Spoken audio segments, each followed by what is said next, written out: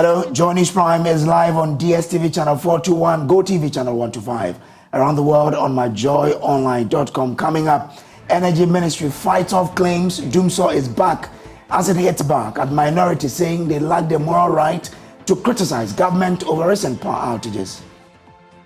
It's interesting that our friends who presided over a 4-year period of outages are now calling a situation where we have a day of outages doing so. Clearly, we are not at that point. But is the assurance enough as business owners lament over biting impact of the intermittent power outages on their businesses? We lost a huge amount of money 3 consecutive times. We have to off all our gas and about 5 or 10 then to come back again. Then we wait and they off it again.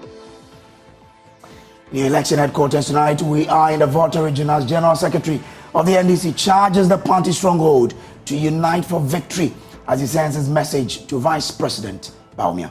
We need all of us to be united because the battle ahead is going to still be a difficult battle. That's why Ketu South, we cannot afford to have any disunity.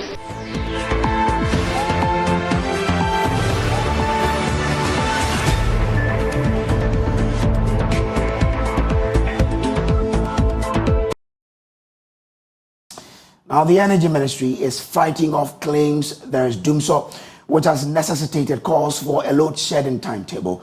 Deputy Energy Minister Andrew Ejapa Mensah insists the challenges that triggered recent power outages in the country have been fully addressed. Meanwhile, business owners in Accra, Central and Western regions say their entities risk collapse as they lament the impact of power outages and intermittent cuts on their work. Residents of some communities that have been experiencing power outages have been speaking to us. It is only the evenings that markets boom. So in the evening when we are selling and there is no light and this place is dark, you have to pack and go. Because even in the daytime, the thieves are worrying us. So how much more in the evening when you are in the dark? It is worse. At least, if there is a power shortage or there is a fault somewhere, they should alert us so that we will know that this is what is going on. So we will prepare for it. But it shouldn't be like we are there, then they will off the lights. The whole day. Yesterday, it came around 8 something. When I went to my phone was off. I was cooking and I couldn't even find, I couldn't do anything. I just had to stay outside and wait for the light to come. It's really disturbing. So they should announce that, oh, there is a fault here we are trying to do. So if they said it's not doom, so then they have to announce so that we will be aware. Me wabra na highlight some de anya kra hwe mitiri ho. Mitimi ka asa me koye. Me ya koye salon for see ya man light off. The electricity issue here in Abra is heartbreaking. I've been unable to visit the salon because of the power outages. As I speak to you now, I'm sweating badly because of the heat. It's been very distressing. Because light na no mudi adwuma ho edu anwumre so ne e ba beda so no ma san adwum light mtiche sa ha na de light off na like a person ke e tia say e bi ombedum light a ho we want them to give our prior notice whenever they intend to switch off our lights. Yesterday was worse.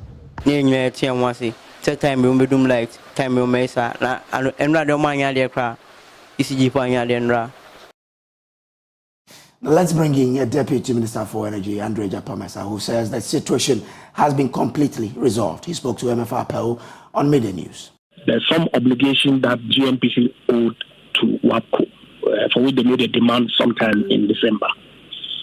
Some payments were made to WAPCO in December, but of course they found it insufficient. So they issued a threat that if we don't pay them by a certain date, which tend to coincide with the holidays, they were going to take it off, which is the reverse flow services that they provide for moving gas from the west to the east. We engaged them whilst we worked with the Ministry of Finance for them to make funds available to pay. There was some delays, and so they pulled off the services on Wednesday. Yesterday, Ministry of Finance made funds available and so they restored the service. Okay, so to suggest that intervening period where we're working internally to seek approvals to raise the funds to pay, for which then led to WAPCO pulling their services for a day, if you like, amounts to a doomsaw that you and I experienced a protracted power outage over a 4-year period. Is really stretching it. Well, Mr. Japamesa, let's get this clear, though, at least from the figures that we got, especially from the minority, for instance, is that we're owing about some 30 million. We paid 6 million, which the WAPCO says was not enough, leading to that particular shutdown. How much exactly have we paid, and how much are we owing WAPCO from your last check? Well, it was 19 million. 3 million was paid, bringing the figure to 16. Ministry of Finance has made another 10 million payment.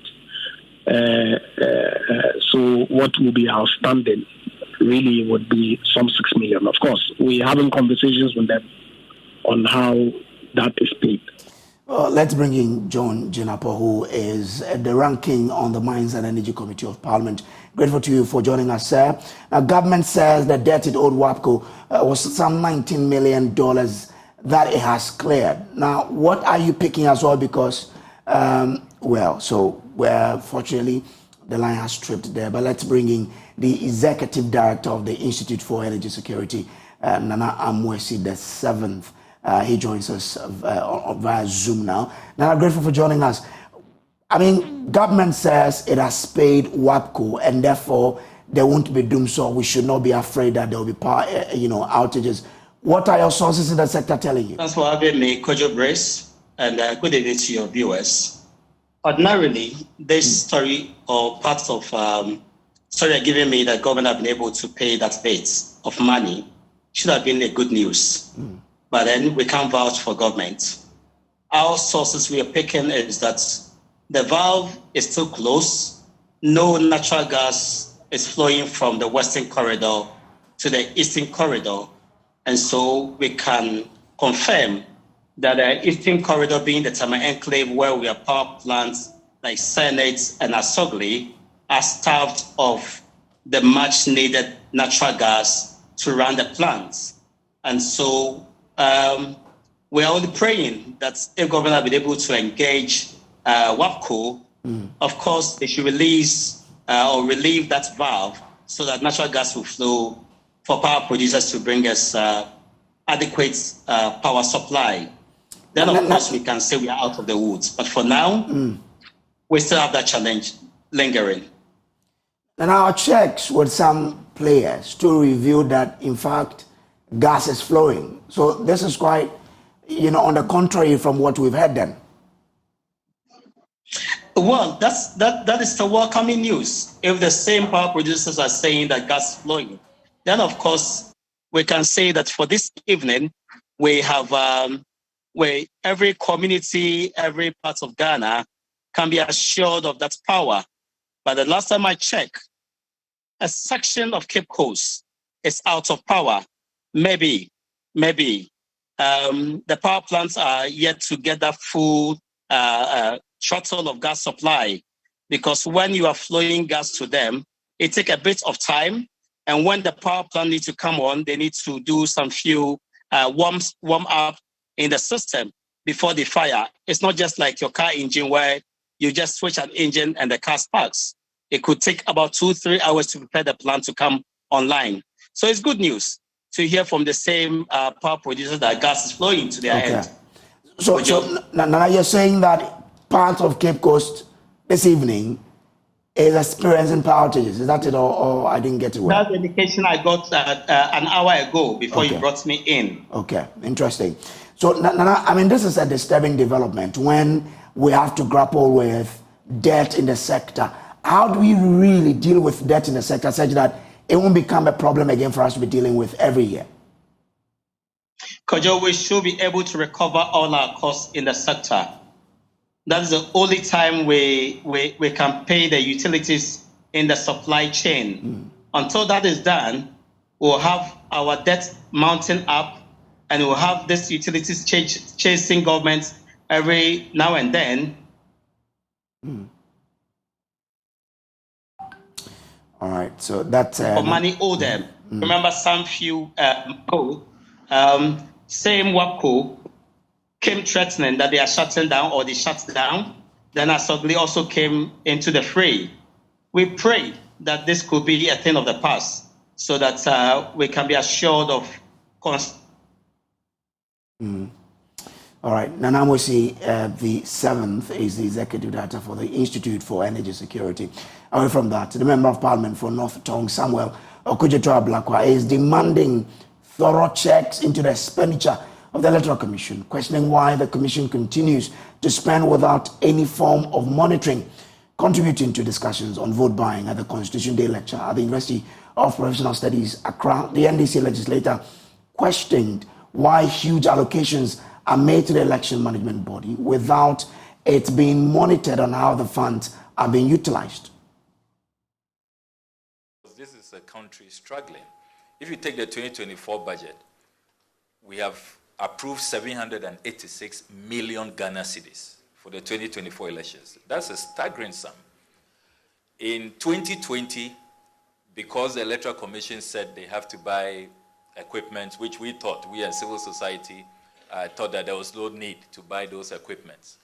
We spent over $1 billion. It was $1.063 billion Ghana cedis.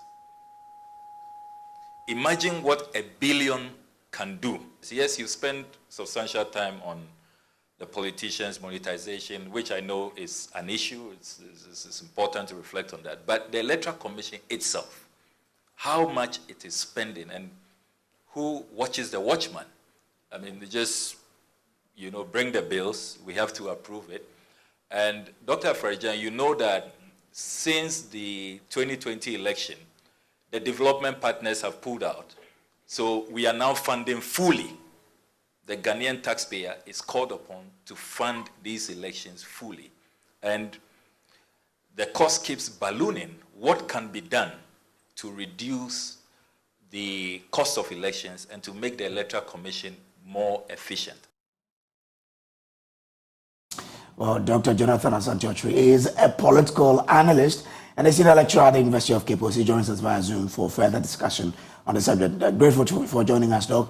What would be your initial reaction to the comment by the North Tongue MP Samuel Okudzeto-Ablakwa regarding the Electoral Commission's expenditure? Well, good evening, Mr. Brace, and good evening to your viewers.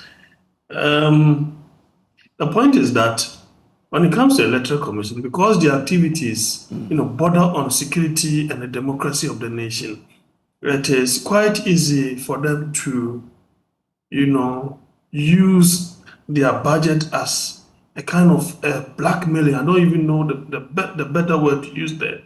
A kind of blackmailing, because the government or the state, feels obliged, as it were, to respond to their request, because we are talking about a thin line between losing our democracy because, there's a likelihood of a confrontation, a conflict, an antagonism, and for which reason the state feels obliged to honor their request. Other than that, if you look at what they did in the district assembly elections recently held, and you look at the staggering amount the Honorable Samuel Okudzeto is quoting to us, and what we are even about to incur when it comes to 2024 elections, then I think that we have been shortchanged by the Electoral Commission, just to say the least. We have been shortchanged by the Electoral Commission, and I think that it's about time they up their game. Okay. I mean, you use some powerful words there, that it looks like the Electoral Commission is using their position to sort of sabotage someone. Who will the Electoral Commission be sabotaging then? Well, not necessarily a particular person or an institution, but the fact is that, you see, they are dealing with politicians, and they know very well that the only period that they can get the politicians to honor their request is during the election period. And so they can easily use the elections as a conduit, as it were, to siphon money, could lead to any misprioritization of resources. It could even lead to misapplication. Because, believe you me, if they are not able to conduct the elections peacefully, freely, and fairly, then our democracy could be in flames. That's the more reason why I suggested that they seem to be using their resources, their request as a conduit. Now, that apart, I've never heard for the past years of any forensic audit done in the activities of the Electoral Commission. You see, it is because they seem to be the darling institution of our current president, so to speak.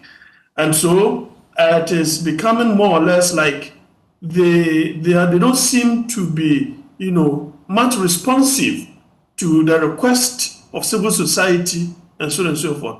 A case in point, for example, is the IPAC, where it has virtually become a rubber stamp, when it ought to have been a place of dialogue, not a monologue. And if you listen to Dr. Afarijan, the Honorable Dr. Afarijan, Venerable, if I should call him, he mentioned things of that nature, things that the Electoral Commission ought to do to ensure that, the kinds of money that have been allocated to them, we get the right responses out of that. We don't need to be going to the Supreme Court every now and then, on an electoral petition. Why? It is because somebody might have not done his or her work properly. That's the more reason why somebody will have to do that. But if we become transparent and organize these things freely and fairly, ensure that at the IPAC, issues are ironed out before they come out, I think that things of that nature and queries of that nature wouldn't come up against the Electoral Commission. Well, Doc, you say this institution is the darling of the president, the current president, but allocations to the EC are subjected to parliamentary approval. Will you say then that that alone is enough, or Parliament should go the extra mile to check what the allocations are used for? I think the latter part of your question is the most important part. We need to be interested in the way and manner these allocations, are done. That is why I said that I don't remember the last time any forensic audit was done into or to look into the activities of the Electoral Commission. I stand to be corrected, but I've never heard any such things. Because if you look at the BVDs that were bought, civil society, the likes of Simmons, and other personalities had cause to do a demonstration of the kinds of waste that the Electoral Commission has been engaging in. Okay. But because we've not been able to do any kind of forensic audit, we seem not to know. It is only when the frog is dead, that is when we know its appropriate length or proper length. All right. Thank you so much for joining us. Now to other stories. International Court of Justice in The Hague has begun hearing accusations of genocide brought against Israel by South Africa. The Genocide Convention was formulated in 1948, of which both Israel and South Africa have signed onto. In an 80-page writ to the court, South Africa said the acts and omissions by Israel are genocidal in character, as they committed with the specific intent to destroy Palestinians in Gaza. The case could take years, but today South Africa is asking the court to order Israel to immediately halt its military operations in Gaza. The hearings this week will focus on that request for emergency measures to be imposed much sooner. Listen to lawyers Tembeka Nkatobi, Vaughan Lowy, and Adila Hassim representing South Africa. Every day there is mounting irreparable loss of life, property, dignity, and humanity for the Palestinian people. Our news feeds show graphic images of suffering that has become unbearable to watch. Nothing will stop the suffering except an order from this court. Without an indication of provisional measures, the atrocities will continue, with the Israeli Defense Force indicating that it intends pursuing this course of action for at least a year. Genocidal utterances are therefore not out in the fringes. They are embodied in state policy. The intent to destroy is plainly understood by soldiers on the ground. It is also fully understood by some within the Israeli society, with the government facing criticism for allowing in any aid to Gaza on the basis that it is recanting on its promise to starve Palestinians. Any suggestion that Israeli officials did not mean what they said or were not fully understood by soldiers and civilians alike to mean what they said should be rejected by this court. The evidence of genocidal intent is not only chilling, it is also overwhelming and incontrovertible. It is vitally important that states respect the court and their procedural obligations. This is not a moment for the court to sit back and be silent. It's necessary that it assert its authority and itself order compliance with the obligations under the Genocide Convention. Indeed, it's hard to think of a case in recent history which has been so important for the future of international law and of this court. Now, South Africa is asking the court to grant at least 6 reliefs, including an immediate ceasefire and Israel's commitment to ensure aid reaches the vulnerable. Listen to South Africa's agent H. Vusumusi Mandosela. 1. The state of Israel shall immediately suspend its military operations in and against Gaza. 2. The state of Israel shall ensure that any military or irregular armed units which may be directed, supported, or influenced by it, as well as any organizations and persons which may be subject to its control, direction, or influence, take no steps in furtherance of the military operations referred to in point 1 above. 3. The Republic of South Africa and the State of Israel shall each, in accordance with their obligations under the Convention on the Prevention and Punishment of the Crime of Genocide, in relation to the Palestinian people, take all reasonable measures within their power to prevent genocide. Meanwhile, Israel has described these allegations as baseless. They say they will fight back in the court. Elon Levy speaks for the Israeli government. Emphatically condemns South Africa's decision to play advocate for the devil and to make itself criminally complicit with the perpetrators of the October 7 massacre. On October 7, South Africa openly aligned itself with the Hamas rapist regime when it blamed Israel for Hamas's violation of the ceasefire and covered up Hamas's crimes against humanity. Well, to other stories now, West Africa has experienced a surge in unconstitutional changes in governments, resulting in criticism against the regional bodies such as ECOWAS, the ECOWAS court for failing to act on its mandate of justice delivery. However, speaking on the sidelines of a sensitization mission of the ECOWAS court in Accra, head of legal services and research at the ECOWAS court, Apreku Nketia, told journalists that the regional body is ready to hear the grievances of any political group or individual.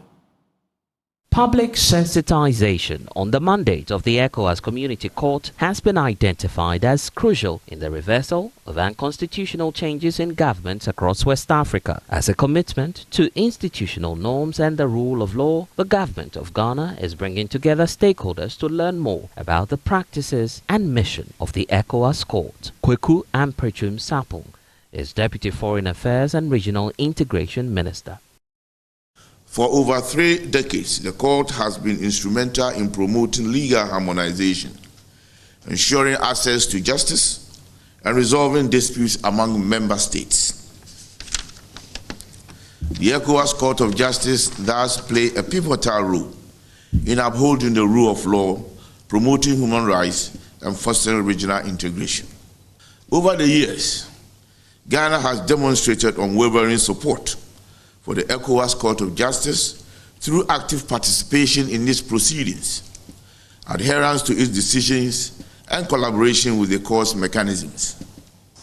The increasing spate in the breakdown of rule of law and the unconstitutional changes in government across the West Africa sub-region has called into question the essence of regional institutions such as the Court of the Economic Community of West African States, ECOWAS. This year, Ghana and other countries across the West Africa sub-region will be heading to the polls for general elections. The ECOWAS court says it is readying itself as the adjudicator of any possible election dispute that may arise. Once such infractions are flagged, and then the people who are affected, let's say if a political party thinks that some of the doings of the sitting government is not agreeing with, they can come to the court to remedy the situation. And we've done it several times in Cote d'Ivoire and other places.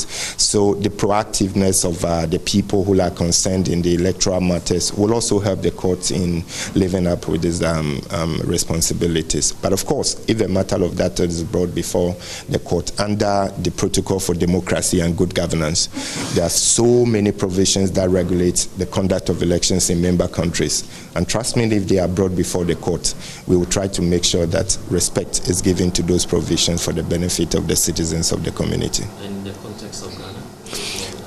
Of course, Ghana is not an exception. We treat all member countries the same. Once there's an election, the early warning team will come, followed by some monitoring team, and then we invite also memoranda from stakeholders. If they think that part of the rules of engagement are not being properly harnessed or being abused, the court is there to receive such petitions and deal with it.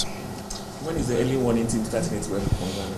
Well, there are timelines. I cannot give it off head now, but I know that the ECOWAS Commission does that. Once the election falls in that particular year, there's a calendar that they work with the electoral stakeholders in the country in order to make sure that respect is given to the provisions of the Protocol on Democracy and Good Governance.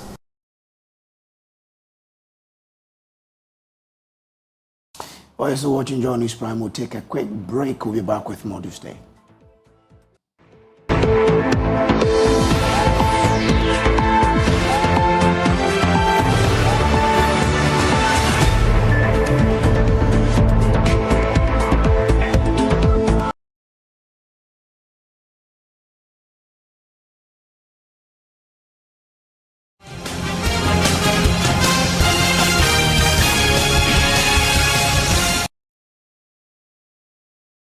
Welcome back from the break. Now, let's do politics now, because flag bearer of the National Democratic Congress, John Dramani Mahama, is appealing to party members to be prepared to take up roles as party agent in the upcoming elections. According to him, persons putting themselves out for the roles and often not competent enough, negatively impacting on the party's fortunes. Mr. Mahama wants members of parliament to get involved in choices of agent for the party. He was speaking at a stakeholders engagement as part of the Building Ghana tour of the water region. Must offer ourselves as party agents on the day.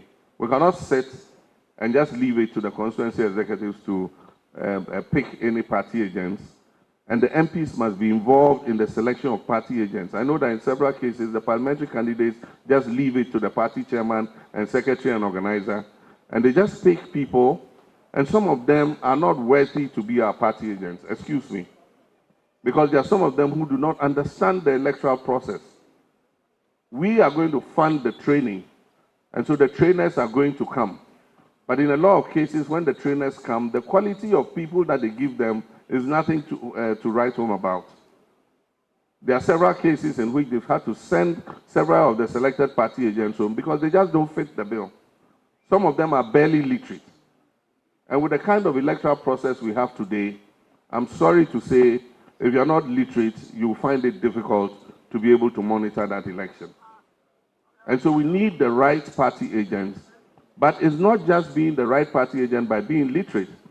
You can be whoever you are. If you don't go through the training, they will still cheat you because you don't understand the electoral process. It has changed. It is not what it was when we came, when we stood elections in '96 with the iron ballot boxes and all that kind of thing, and manual counting and all that. It's more sophisticated now. Now, General Secretary of the party, Fifi Kwete, in his address to the party at the Ketu North constituency, charged the party to unite for victory. He had a message for the flag bearer of the MPP, Dr. Mahamudu Bawumia.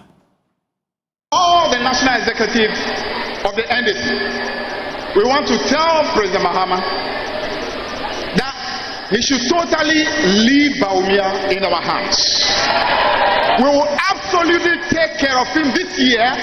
By the time this year is over, we will let him know his smoothness level. Everything he has done against our party, every insult, everything he has done against John Mahama, this year, we are going to let him have, what's the word? For everything he has done, he will receive it 100-fold. We shall pour it into his bosom for the country to know that enough of the lies, enough of the deception, enough of the con work that we have seen. But that's why we need all of us to be united. Because the battle ahead is going to still be a difficult battle. That's why Ketu South, we cannot afford to have any disunity. We cannot afford to have any situation where anybody thinks it's about me, it's about Ghana, it's about us. So the party must be number one, the country must be number one, because Ghana cannot afford to have another 4 years of the total collapse that we have seen over the last 7 years. Ghana cannot afford it. So we need you to back us, even as we work hard for you. We pledge that we'll make sure your vote will count. We pledge to make sure that what happened 4 years ago, when a desperate president, a desperate vice president, led a desperate government to bring about the killing of people simply to stay in power, this year, that will not happen.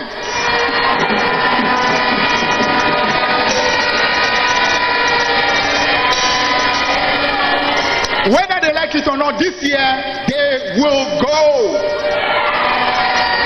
Whether they like it or not, this year, they will go.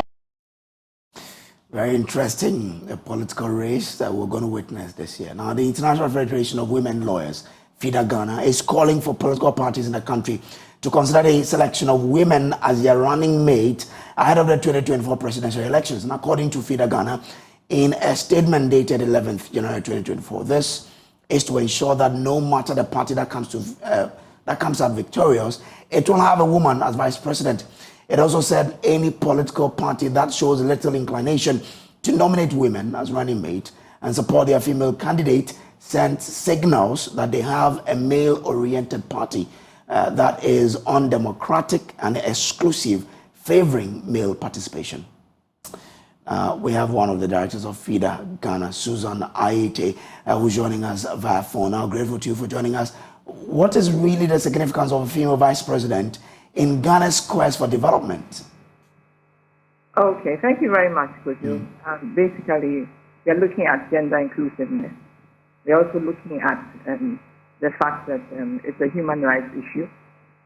We, as a country, we have signed on and ratified a lot of international conventions that actually enjoins us as a state to empower women and to make sure that we remove all obstacles that obstruct the participation of women in governance. And by this I also mean that having women as even running mates.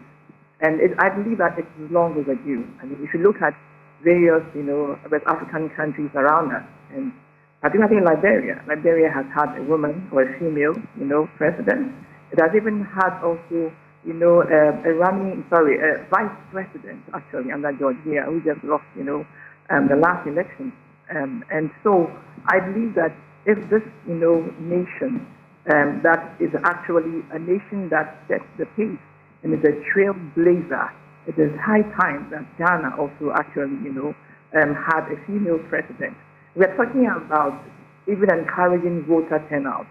And if you look at some of the narrative, it says that if any political party presents a new face and, of course, has new ideas, it's able to actually attract, more voters to it. And if you look at the past 4 years, we've had, quite a number of people, I'm sure, who've turned 18 years. And these are people that we need to appeal to. So as a political party, how do you present yourself as a vibrant party that will actually attract, voters? And I believe that women have actually actually pay their dues. And almost all the political parties have women that they can really look up to, and because they know their strengths, they know their competence, and they know that they can handle some of these positions. And like we earlier said, that male culture must give way to a very inclusive, culture.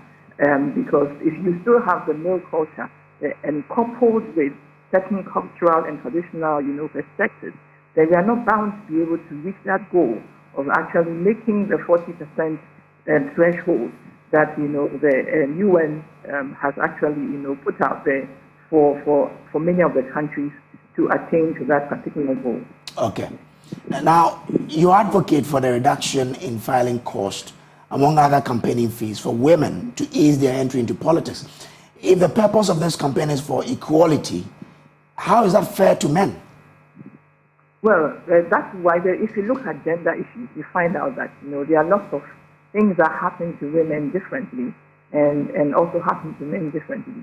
And for the countries that have actually made it, if you are talking about Uganda, if you're talking about Senegal, if you're talking about Ethiopia, you're talking about Rwanda, which is at the top, then you see that they have in place special legal and policy reforms that actually help women to really get into politics.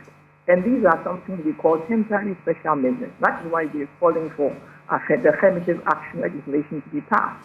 And women's rights groups have actually worked on this for decades and hoping that it will be passed. But even though we don't have it yet, we still need to hold the government and we still need to encourage political parties to remember that the state has signed on to some of these commitments. And so these international commitments actually tell us to remove some of the barriers. And these are not some of the barriers that actually prevent women, because it monetizes our politics. If you don't have enough money, you are not bound to be able to get to.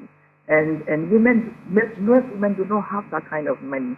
And even if they did, most women, the research has shown that their priorities are more towards, putting those monies to actually, helping their homes and not even investing, into politics. So we need to help women to be able to get into the top. And it can only be done by political parties. These are the gatekeepers. They are the ones that will open the gate for women to actually enter in or close the gate. And the political scene, as we have already seen, is gaining momentum. And so this is the right time to be able to advocate that all political parties should actually look at, voting or electing or appointing, if you like, maybe appointment is the best, appointing women, as a running mate. I mean, we've seen NDC has done it, and we believe that we need to actually encourage such parties to do so, and hoping that they would actually, sustain, the female, running mate, and not change, it somewhere along the line. And if we don't put pressure, we are bound to not, do well in this general election as well. So we need to change the narrative. Okay. Thank you. All right then. Let's see how it goes. Grateful to you for joining us here on our show. Now, to other stories, pregnant women face delicate health risks worsened by applying the deplorable roads in the Electoral municipality of the Ashanti region. The bumpy, dusty, and pothole-induced road networks is in about 4 communities leave pregnant women at risk of ante- and postnatal health complications. Residents are wary that situation has been left unattended to for several years. Clinton Yeboah was in the communities and our reports. The Electoral municipality is one of the prominent municipalities in the Ashanti region, considering the location and also the vast electoral population. But it's interesting to know that vicinities in this municipality, like Ayeduase, Emena, and Buedi, are being strangled to extinction by poor roads. And residents here are living in severe concern. The road networks in Ayeduase, Apiedu, Buedi, and Emena are rough paths, disfigured with countless potholes that create a turbulent journey. Lucy is a 9-month-old expectant mother who uncomfortably plies the Apiedu Emena road to seek maternal care at the Enimwa Medical Center at Emena. The bumpy, dusty road causes significant jolt, shaking her body joints to the core. Lucy explains how she had to limp throughout her over 25 minutes journey to get to the medical center. Acquired the potholes. I was so be brain, say, I for your namsoa. Yeah, about so, sir, free baby, I free by Bedroom Hospital, 1 day. The potholes are too many, and we suffer as pregnant women. The car will shake you and you end up with waist pains. I was so tired when I got down from the bus. I had to limp.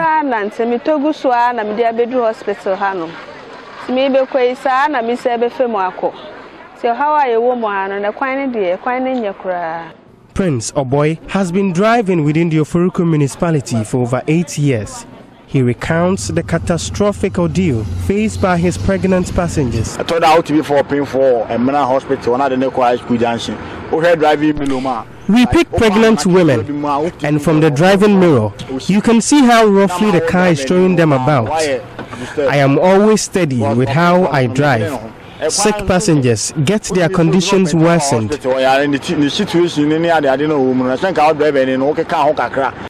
This bulletproof door has ordinarily been coated with white paint, but just as you can see, dust has already formed its coat around it. Let's engage some of the workers to find out how the dust here is affecting their work and their health. The dust is too much. All of our works have been stained.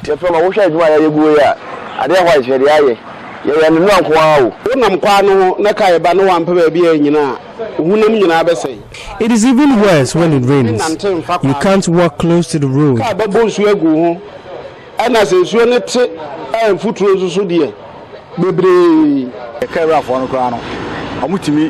Our cars are getting spoiled, and our car owners are seizing our cars because of our constant complaints.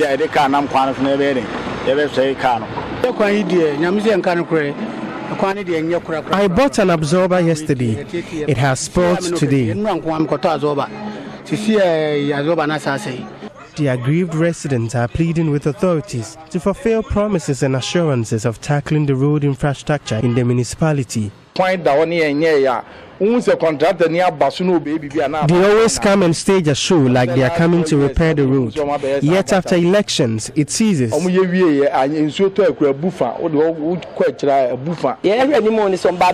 should come and repair the road, else we would advise ourselves.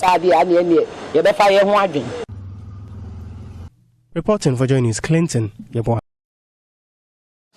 Now, farmers in communities in the Pro-East district of the Bono East region are relying on tractors to cart foodstuff to the district capital for sale. Due to the poor nature of roads in the area, trucks and tricycles used in the transportation of farm produce have deserted the area. The farmers have to pay more for the services of the limited tractors, leading to a rise in food cost. Daniel Jimas throws the spotlight on the roads and filed this report. After waiting several days without accessing a tractor, some farmers opted for a tricycle in an attempt to get their foodstuff to the markets. At the time of our visit, the tricycle carting the foodstuff had broken down. Navigating the sandy road is difficult for the tricycle, which has spent 2 days on the 120-kilometer road. We waste too much fuel on this road due to its nature. It is slippery, and for that reason our vehicle is always faulty. We are farmers. We are carting rice and other foodstuff to the market. Our truck continued to develop faults. We have spent 2 days on this stretch.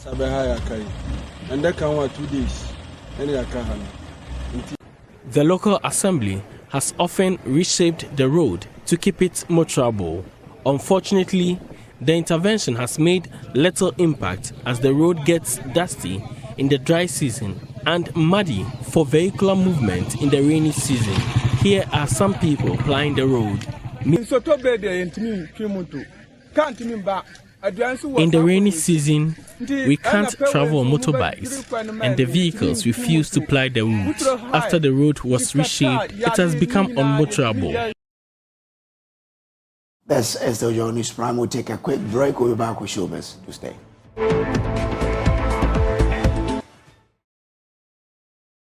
All right, welcome back. Let's do showbiz now. And Jackie is here. How are you doing? I'm good, Kujo. What about you? I'm well. All right. Well, we starting with the musicians also trying to be actors and actresses today. Oh, okay. Yeah. It's easy for them to transit.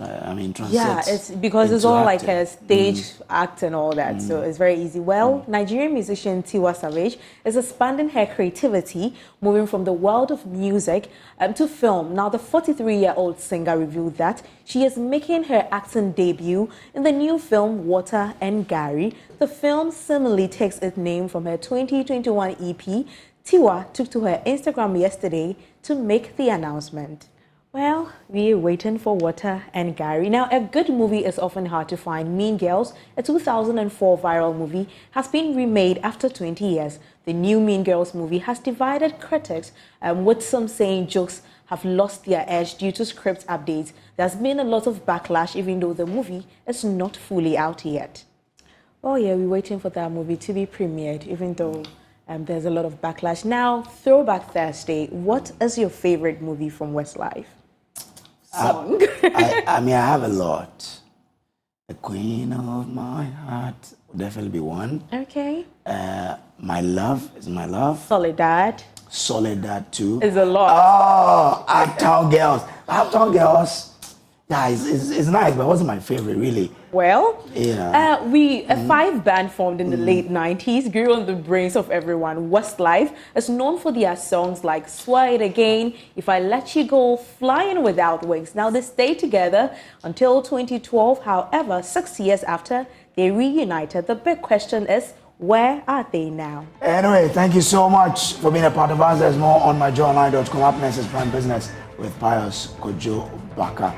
That was a beautiful one from Westlife. Yeah. And Jackie as well.